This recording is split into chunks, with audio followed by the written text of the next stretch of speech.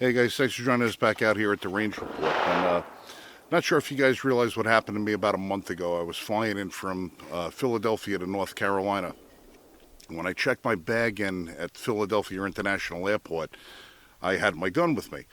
So I went through the normal TSA procedure and had them examine the gun and everything else like that. Well, it turns out that after taking the gun, putting it in the case and unlocking it and everything else, TSA never bothered to actually inspect the gun.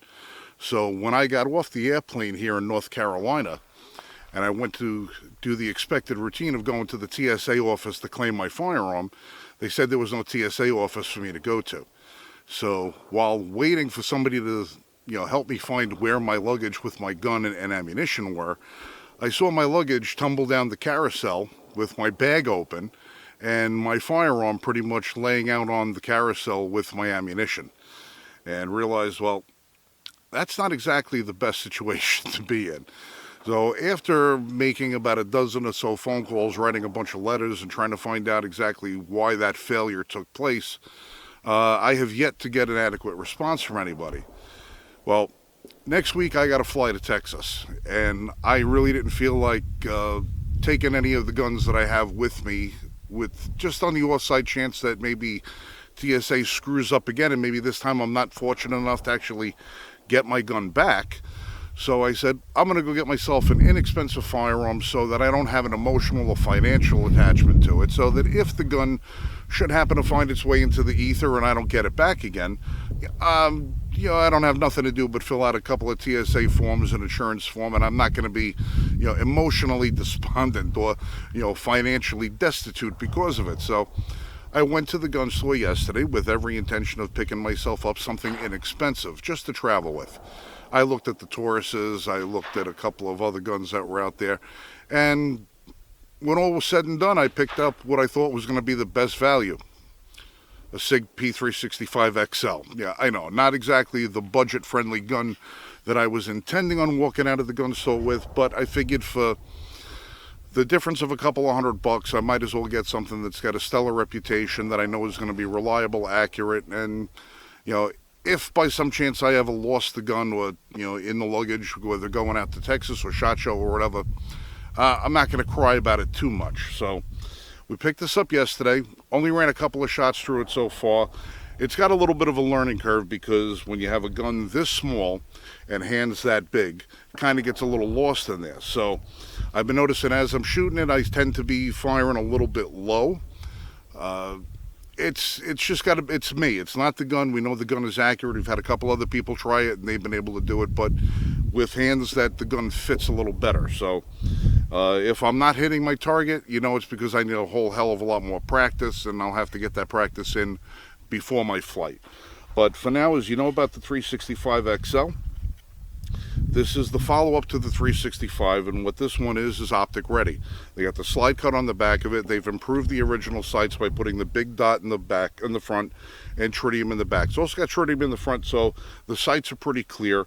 It's got a 3.5, almost 4, 3 3/4 barrel on it, steel guide rod, the whole 9 yards. This is that modular system that Sig has been doing.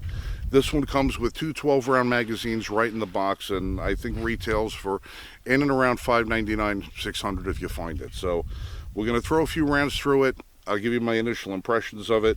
What's different about this versus the 365 is this also has the short reset flat face trigger on it.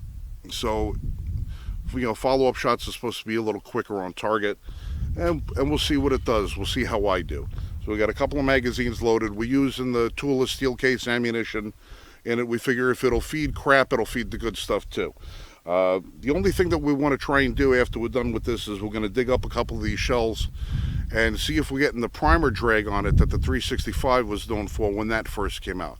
We all remember the debacle that they were having with the primer drag and broken firing pins. They said it's been corrected with the 365. Everybody says it works fine, but you don't really know until you try it for yourself. So that's what we're out here to do today. And if this thing goes well, this will probably wind up being my summertime carry, or at least my travel gun. It's all dependent on how reliable and how accurate it is.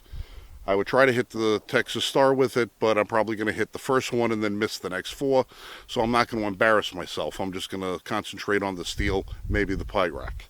And we'll see how it goes. We'll see if this charges when we put the magazine in. And it does. So we're off to the races.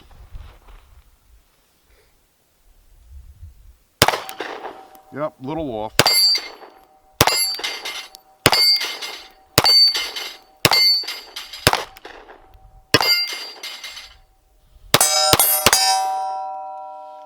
Alright, so it wasn't that bad on the first magazine through. I pulled a couple of shots on the plate rack, but all in all, still wouldn't want to be on the other end of that. We could throw another few shots at the silhouette. Alright, magazine did not charge that time. I'm going to try and slam that in again one more time and just see. Alright, so it charged the second time around. That's probably operator error.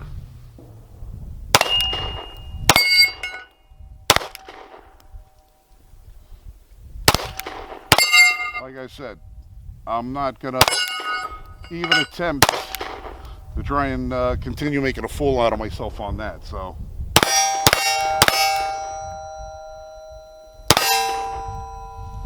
Alright, slide locks back. My main concern with the 365 when it first came out, like I said, is the fact that I do have very big hands. Alright, so magazine is out, showing clear. My concern with it was when I bring this gun up for purchase, I was always afraid that this little piggy right here might find its way into the danger zone and be, walking around only being able to count to 9 from then on. So when they came out with the longer slide and the longer barrel on that, it was kind of a godsend for me. So we're going to load another mag up. Let's see if I can't knock those other 2 plates off of there. So we're going to try and run another couple rounds through this. Now, as you can see with the magazines that come with the gun, that's about as much grip as you're going to have. Now with my left hand, if we can see that I'm still getting just 2.5 finger contact with it.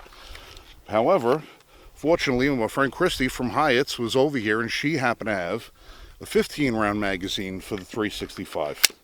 Said, why don't you try that and see if it makes a little bit of a difference for you. Now, I grabbed that and I'm easily getting full finger contact with it. The grip on the back is a little lacking. The extended base plate doesn't come out flush with the back of the grip, but it's still allowing me a little bit of better contact. So we're going to see if this helps me improve my accuracy a little bit. So we're going to charge this up, run a few more rounds, and see what happens.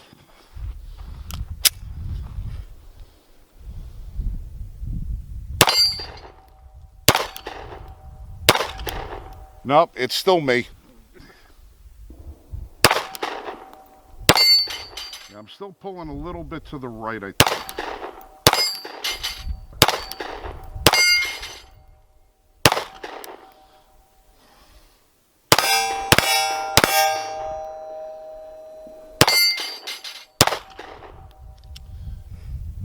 Yeah, I think I'm going to need a little bit more practice with this, but I got to tell you, overall, the feel of the gun is really good. The trigger is fantastic on it. It's not quite as light as what I would have thought it was. I was expecting somewhere around 4.5, 5 pounds on the trigger. I think it feels a little closer to 6 or 7. It's probably just because it's new. It's got to break in a little bit more, but overall, like I said, I'm pleased with it. I think it'll get the job done if necessary. I just got to get a little bit more trigger time with it. So there you go, the 365xl. Hopefully next time we'll have a red dot on it. Another couple of 100 rounds through it, and I'll actually not make a fool of myself when I'm shooting it. So we'll catch you guys up on the next time around. You guys be safe and shoot straight. Remember to check the links down below. Take care.